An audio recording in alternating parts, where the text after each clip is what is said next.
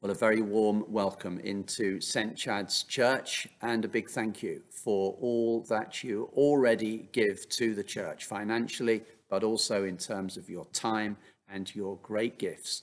They are all very much appreciated. And thank you also for taking a few minutes to watch this short video, which is an update on church finances, beginning with this clip.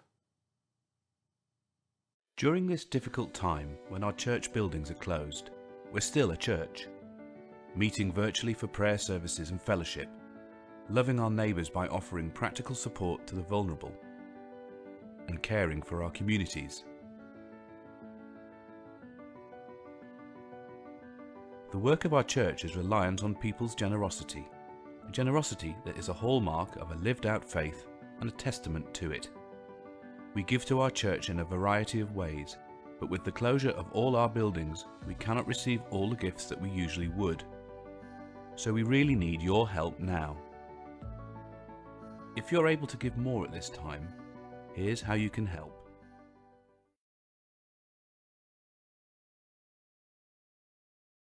Well, just as our friend said, St. Chad's is no different to any other church or charity or business or private individual in these really difficult times. We're so grateful for the generosity of so many people, but our donations have reduced very considerably because there simply haven't been any services in the church, and the hall on which we rely for income has been closed for months as well. For some time, the church has operated on a deficit, our expenses being more than our income. But because of our buildings being closed, the income in the months of April and May was barely 20% of the same figure last year, as this chart shows. Yet the costs of our buildings and our ministry was pretty much the same as last year.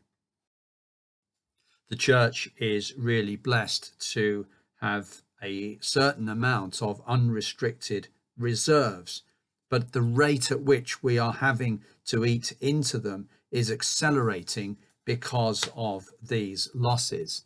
And again, this is shown in our chart. We will reach a point where this trend will affect the way in which we are able to minister to those in our parish. The church realizes that this is a really tough time for everyone and that there are many calls on our own resources, whether that's time or money. And we are called to be good stewards, not just in our church life, but in our homes and in our workplaces too.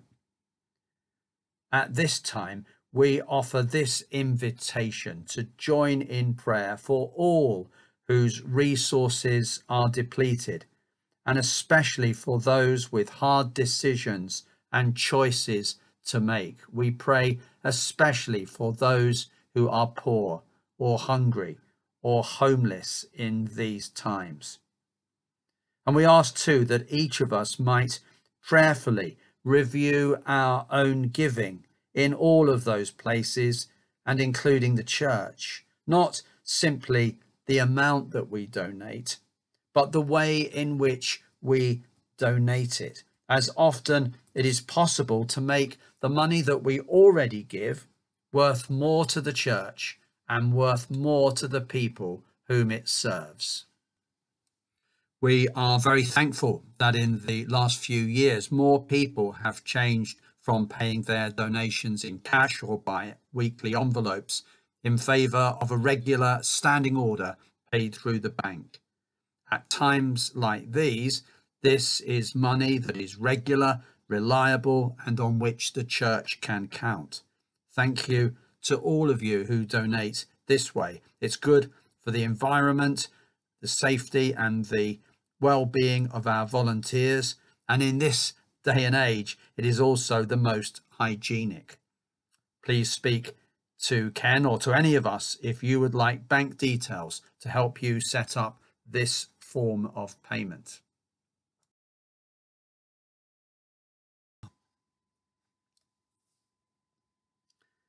however you offer your gift to the church, do please consider signing a gift aid declaration.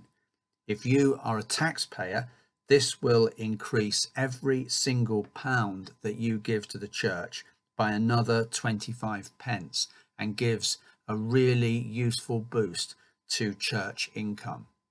Please speak to Ken or any of us if you would like a gift aid form to complete. Thank you too for all of you who pay your donations by envelope, and we do apologise to those of you who pay this way that we've been unable to collect and to deliver them. This was only to keep you and our volunteers safe, as we were not supposed to make deliveries during the lockdown.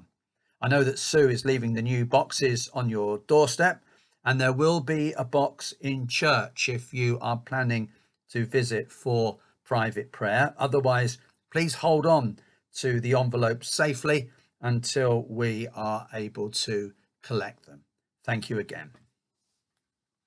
And finally, we are aware, of course, that the future of St. Chad's is important, not just to those who come into the church or those who visit the churchyard, but to the whole of our local community, who quite rightly describe St. Chad's as our church. To enable more people to donate to St. Chad's, we've opened a Just Giving account, which can be used as an easy and an accessible way to donate online at any time. So do please let others know about that facility. And thank you again for listening and watching this film, and for prayerfully and actively playing your part to protect the future of this beautiful and ancient church, which means so much to us and to all who will follow us. Thank you.